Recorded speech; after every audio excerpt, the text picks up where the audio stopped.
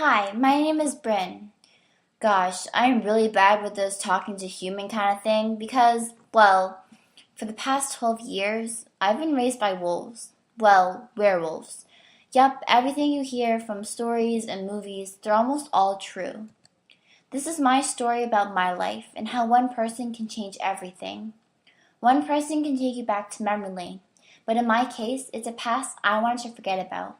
But at the same time, it's a mystery I wanted to discover.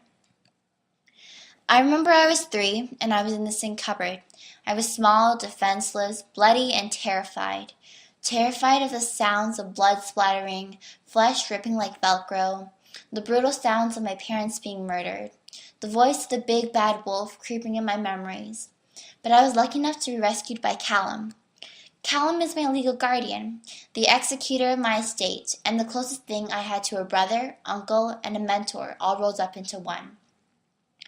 Despite my best efforts as a small child to convince Callum he was not, and I quote, the boss of me, he technically was. Not only is he all those things to me, but he's the alpha of the Ark Valley Pack. To give me a normal life, Callum gave me to Allie, my adopted mom. Besides me, Allie was the second human in the pack. She takes care of me. I use your last name. She was like a real mom to me. She's married to one of the werewolves in the pack. Not only that, but she was pregnant. My 2 best friends are Devin and Lake. Devin is Dev, the actor wannabe, the person always there for me. Lake was the only werewolf girl who's actually my age. She thinks weapons are feminine tools because we're girls and there are tools to survive. The person I think that cares about me the most is Chase. Chase was a human turned by a rabbit. I know it's crazy. I don't really believe in soulmates, but to me, Chase was kind of like that. Well, in a non-overprotective, totally keeping my personal space kind of way. But there was something about Chase, something that would pull me back to my past. My past was brutal, and the one to blame is the big bad wolf. Chase calls him Prancer. The pack calls him the Rabbit, but his name was Wilson. He killed my parents, and he gave Chase such a terrible life, and Callum killed him. Or so we thought. He was out to get me once more. But I had more things to worry about, like if Allie was going to survive giving birth to a werewolf baby. Allie's sister didn't survive. But Allie never backs down from a fight. But I was scared. I don't want to lose one more person so close to me. So I ran to Callum's house. That's where I met Chase, locked up in a cage. The 3 words he said to me was, I got bit. It replayed in my mind as I ran back to the house. The next day, my 2 wonderful baby brother and sister were born, Katie and Alex. Katie loves her wolf form better than her human form. Alex, on the other hand, likes being neutral. Someday they're going to take names and kick butt for their big sister. Wow, Dev was right. I am a bad influence. But the more time passed by, the more I wanted to see Chase. So I requested to Callum to let me see him.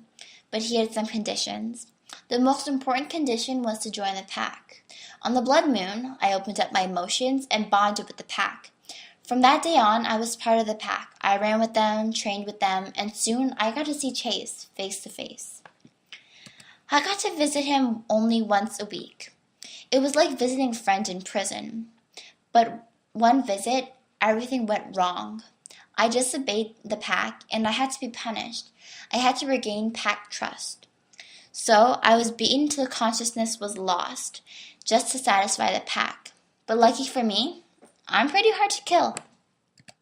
I came home bruised and broken. Allie decided to pack up and move away. She might have went overboard. The woman put her husband and Chase in a cage, so we could leave without obstacles. We moved away to Montana with the twins. That's where Lake comes in. Since I was too far away to actually sense Chase, I saw him in my dreams. When I slept, I was in Chase's head, seeing what was happening back at home. The dreams were the only place I could be with Chase.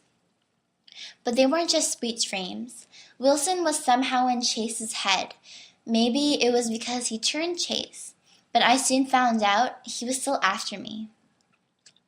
So I decided to hunt him down first.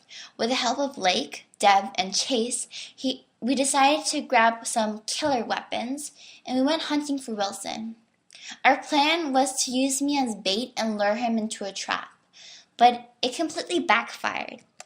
I got kidnapped. I woke up and tied up to a chair, and that's where I met the pack of kids Wilson turned. Looks like he had years and years of collecting kids. That could have been me if it weren't for Callum.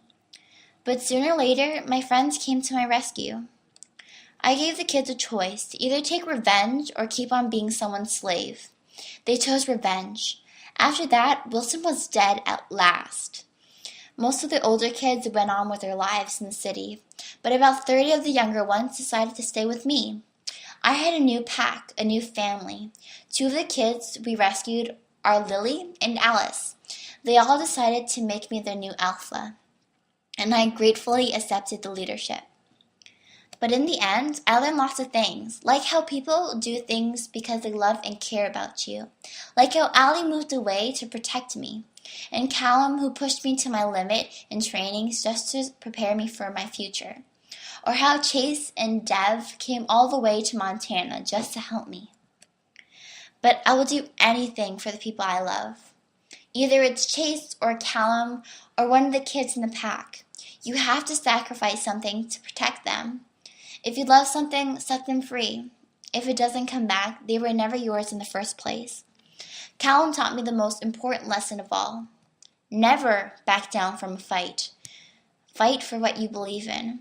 Those are words I will always live up to, no matter what. And that is what makes a good alpha.